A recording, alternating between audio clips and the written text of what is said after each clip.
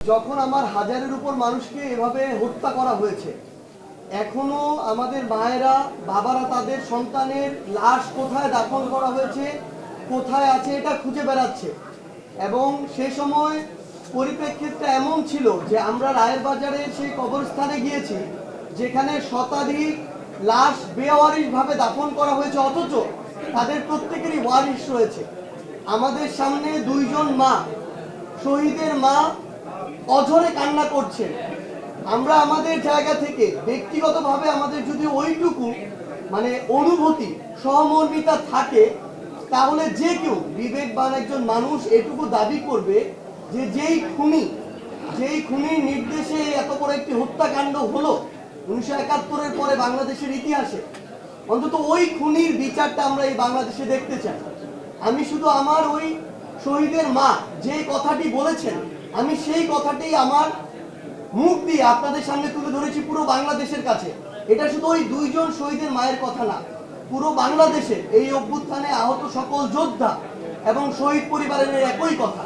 এবং এটি আসলে আমরা জানি না যে আমাদের যে রাজনৈতিক দলগুলো রয়েছে, নির্বাচন কেন্দ্রিক একটা শব্দ আসলে কেন তারা শুধু নির্বাচন পিছানোর ভয়টা করে, কেন শুধুমাত্র আমাদের মাথায় একটা নির্বাচন হবে, আমরা দ্রুততম সময়ের মধ্যে ক্ষমতায় যাব, এই চিন্তাটা কেন কাজ করে। বরং আমি মনে করি যে আমাদের প্রত্যেক রাজনৈতিক দল যারা রয়েছে তাদেরও অন্তর্বর্তীকালীন সরকার এবং সংশ্লিষ্ট যে মন্ত্রণালয়, আইন ও বিচার বিভাগ সম্পর্কিত মন্ত্রণালয়, স্বরাষ্ট্র মন্ত্রণালয়কে এই বিষয়ে প্রত্যক্ষ পরোক্ষভাবে একটা চাপ দেওয়া উচিত যে আমরা তো আমাদের এই শহীদ পরিবার, আহত যোদ্ধা এবং আন্দোলনকারীদের কাছে যেতে হবে, নির্বাচনের পূর্বেও তো যেতে হবে।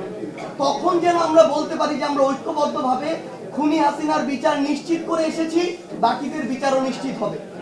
এই সামগ্রিক বিষয়টি, এই চাপটি চাপটি তুলে ধরতে এবং এটার যে প্রয়োজনীয়তা এটি তুলে ধরতেই সে কথাটি বলা। এটার সাথে সরাসরি নির্বাচনকে পিছিয়ে যাওয়ার যে সম্পর্ক দেখানো হচ্ছে, এটি কখনো সেভাবে সম্পর্কিত নয়। পুরো ছাত্র দল একটা দল হিসেবে এটা করেছে, এটা কিন্তু আমি কোথাও বলি না, বরং এটা বলা হয়েছে যে ছাত্র দলের একদম সেন্ট্রাল পোস্টে আহমেদ শাকিল যিনি আছেন, তিনি সেই জায়গায় ইচ্ছাকৃতভাবে এই বিব্রতকর এবং অস্বস্তিকর পরিস্থিতিটা তৈরি করেছেন।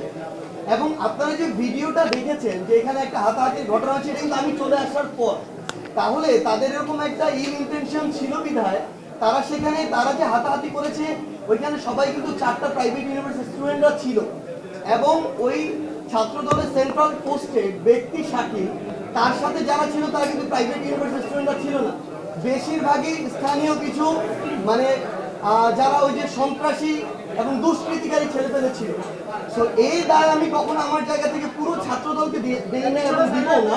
কিন্তু তিনি যেহেতু ছাত্র দলের পোস্টে এবং তিনি এই ছাত্রদল নামক যে বাংলাদেশের যে প্রতিষ্ঠানটি রয়েছে, সংগঠনটি রয়েছে, এটিকে প্রশ্নবিদ্ধ করেছেন তার কাজের মধ্য দিয়ে, ছাত্র দলের অবশ্যই তার বিরুদ্ধে এই সাংগঠনিক ব্যবস্থাটি নেওয়া উচিত।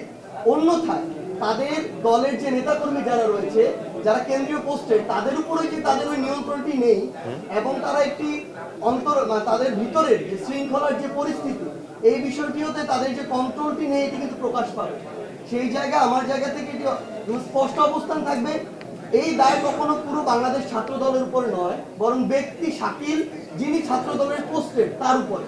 তো এই ক্ষেত্রে অবশ্যই যেহেতু তিনি কেন্দ্রীয় পোস্টেড, তার বিরুদ্ধে ছাত্র দলের অবশ্যই একদম সবকিছু তদন্ত করে সুষ্ঠু, যেন বায়াস না হয়, তার বিরুদ্ধে এই সাংগঠনিক ব্যবস্থাটি নেওয়া উচিত।